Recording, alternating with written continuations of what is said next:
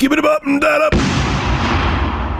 Google Stadia, I've been saying it since day one, is going to be a complete disaster. It launches November 19th, which is just a few days from now, and it's launching without a bunch of features that they promised. And it's insane. First off, I already talked about this. I'm going to give a little bit of an opinion first before I talk about the story.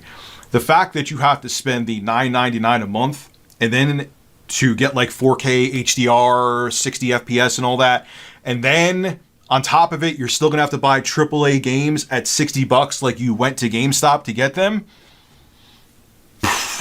Words can't express how terrible of an idea that is, especially when you have things like Xbox Game Pass and PlayStation Now that exist. I can't even believe they think that's a good idea, Google. But anyway, beyond all that, it's just going to miss a bunch of things that it was supposed to launch with, and things you would think it should have, even if they weren't promised, it's not going to have.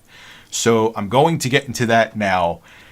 Just some of the things. I'll have the whole Verge article below in the description, but these are just some of the things that caught my eye. It's basically the second half of the list, which I think is really damning towards Google Stadia. So here we go. July 18th, Stadia's product director reveals that the wireless controller won't support wireless headphones for TV play on day one. October 16th, Google is caught adding a disclaimer that you'll initially have to plug a USB-C cable into the wireless controller to use it with PCs and phones. So if you wanted to lounge back and use Google Stadia with like your laptop connected to your TV or your desktop connected to your TV, I got some bad news for you. October 22nd, it turns out your Stadia pre-order won't necessarily arrive on launch day because Google isn't shipping them all at once. October 24th, Google Studio lead Jade Raymond admits it may be several years before a big game takes full advantage of the cloud.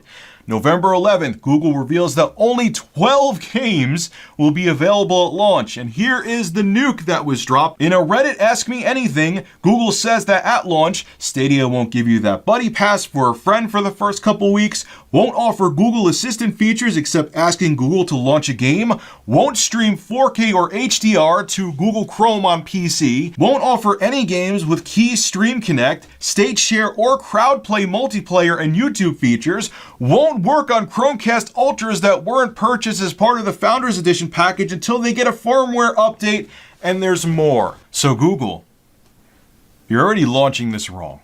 To get the premium service, the free service doesn't even come till 2020 anyway, by the way, I forgot to mention that. You have to spend $9.99 to get 4K, to get HDR, to get 60 FPS, to get a library of free games, but that doesn't give you all games. Developers are still going to want to charge $60 for you to have the privilege of playing games, but you're launching your service half-baked. You're launching it unfinished with a whole bunch of issues. If you want to play in your PC, you have to have a wired controller. Is this, let me look at my imaginary watch. Is this 1996? Why is that such a tough feature to implement? When I've been using Xbox 360 controllers wireless in like 2009. I'm confused.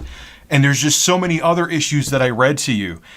People are already questioning Google Stadia to begin with, and you're launching it with such a half-assed launch? Look, I understand that cloud gaming, like I said before, is the inevitable future, but we're going to have corporations fall on their sword and fail till we figure out the right business model for it. And this isn't it.